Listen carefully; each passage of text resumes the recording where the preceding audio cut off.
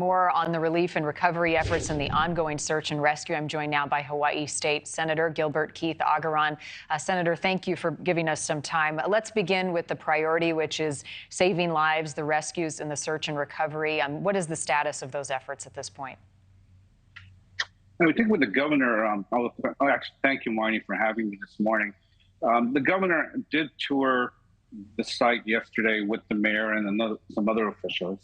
And unfortunately, I think we're going to be shifting fairly soon to a search and recovery rather than a search and rescue. Although we always will have hope that we'll be able to find some of the people that are missing. We're hopeful, of course, that the focus remains on people. I mean, this isn't something about just the loss of property, but really about the loss of our neighbors and friends and the families that are affected by that and the community that's affected by that. I think that our first responders are doing a great job, and they just have a lot of energy and resilience and hope, and that's what we're relying on. Can you give us some estimate, Senator, how many people are still missing or unaccounted for at this point? That's difficult to say because if you just look at the people that are in the shelters, we have a mix of our population every day. We've got a lot of visitors, sometimes exceeding the number of full-time residents. And as you might expect, a lot of those people in the shelters are going to be visitors more than our regular residents who may have access to friends and family and neighbors who have taken them in. Lahaina town itself suffered much of the damage on the west side of the island, but further down the coast, a lot of structures, a lot of homes are still intact. The entire region, though, has been affected by the fires because there is no power, and I don't think people quite get the impact of not having electricity and not has on how we function as a community and as a neighborhood. With electricity, there is no pumping of water that's needed, and it just sort of impacts everything. I think communications are down, and that's added to the difficulty. And I think, as was mentioned in the earlier segment, getting food and water and other things to the people that are being affected is a challenge, especially if they're not in the shelters.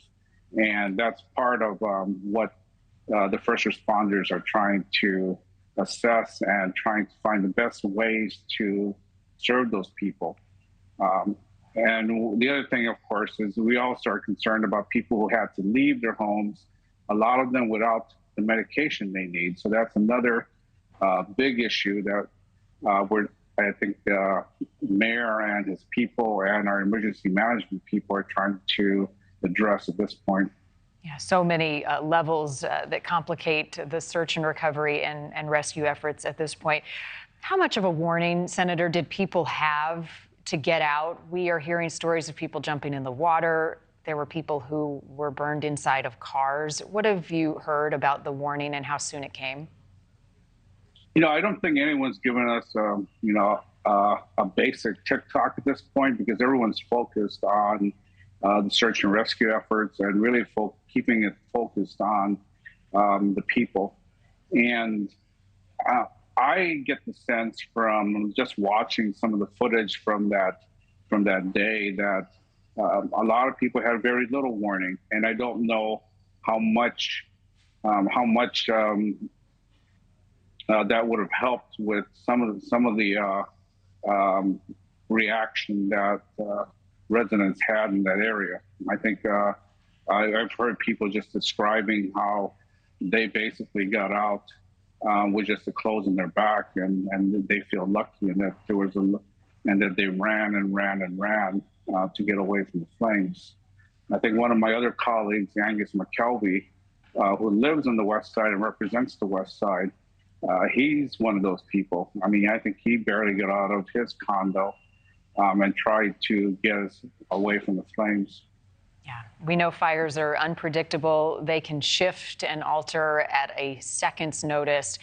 This tragedy is heartbreaking. This is your home. Senator Gilbert Keith-Agaran, thank you. My thoughts with you and so many as you continue to work through this.